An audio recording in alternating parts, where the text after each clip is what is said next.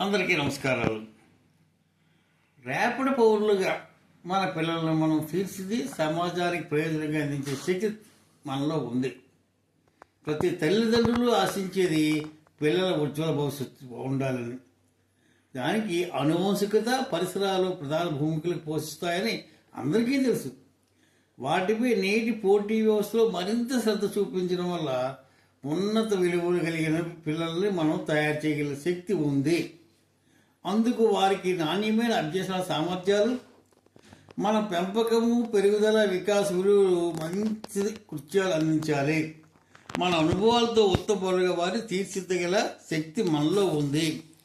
పిల్లల లక్షణాలు: కల్మషం లేని తెల్ల కాగితం లాంటి వారి హృదయాల్లో మంచి బీజాలతో వికసింప చేయగల శక్తి మనం చెయ్యాలి.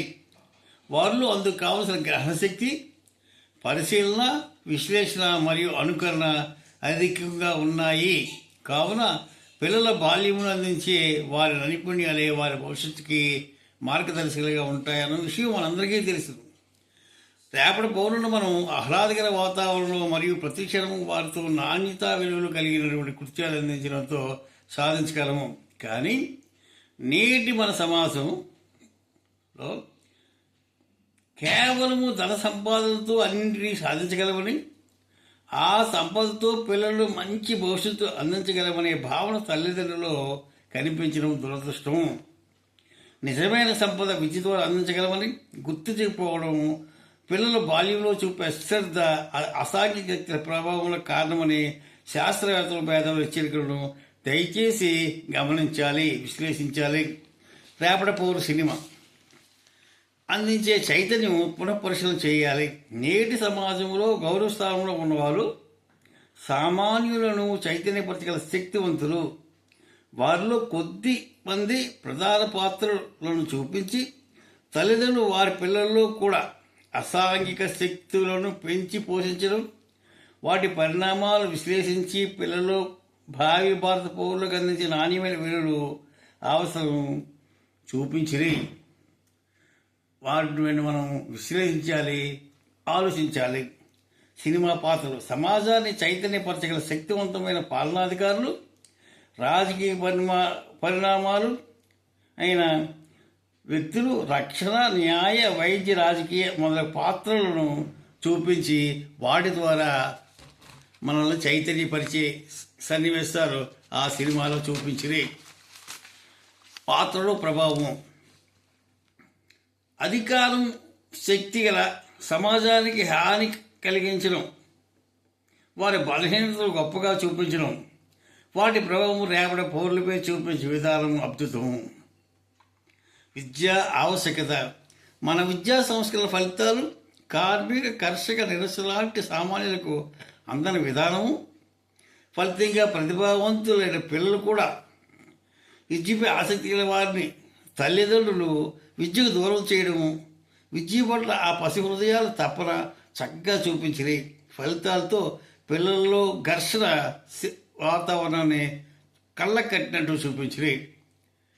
ముఖ్య గమనిక: నాణ్యమైన విద్య అందించే వారి పట్ల గౌరవస్థానం ఉన్న వారు చూపించే కాఠిన్యము, పిల్లలు నేర్చుకున్న విద్యా విలువలు, సమాజంలో జరుగుతున్న సంఘటనలు, రక్షణ శాఖ మనీ పర్స్ ద్వారా అందించే విధానం అద్భుతం.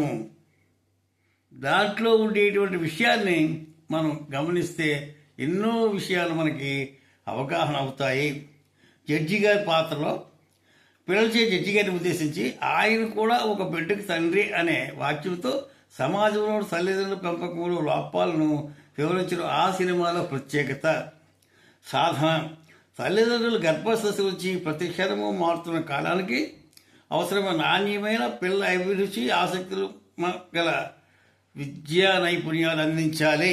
అవి పాఠ్య పుస్తకంలోని కృత్యములుగా మనం కొన్న పుస్తకాల్లోనే ఉన్నాయి. వాటిని నా శక్తి మీద అందించే ప్రయత్నం చేశాను. వాటిని కరపత్రాలు, వీడియోలు, వేదికలు, పాఠశాలలో వివరించే ప్రయత్నం కూడా చేశాను. దయచేసి విశ్లేషించండి. మనందరం సమిష్టిగా పిల్లలకి భావి భారత పౌరులను తయారు చేయగల శక్తివంతులు. కాబట్టి ఈ సినిమాలో చూపించిన సన్నివేశాల ఆధారంగా మనలో చైతన్యం వచ్చి పిల్లలకి మంచి నైపుణ్యాలు ఈ దశలో అందించడం ముఖ్యమైనది నా భావన. చివరగా పిల్లలకు నాణ్యమైన విద్య ద్వారా మన సంపదను అందించాలి. అంతేగాని మనం అవినీతి మార్గంలో సంపాదించిన సంపద వారికి శ్రేయస్సు ఇస్తుందనేటువంటి భ్రమలు తొలగాలని నా భావన.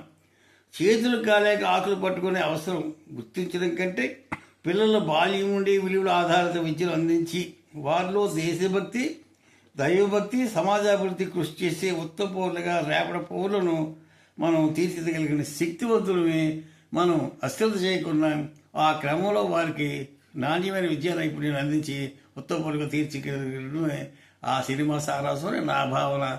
దయచేసి నేను ఈ సినిమాలో నా సన్నివేశాలని వివరించాను. ఒకసారి మీరు పరిశీలించండి, సూచనలు సలహాలు ఇవ్వండి.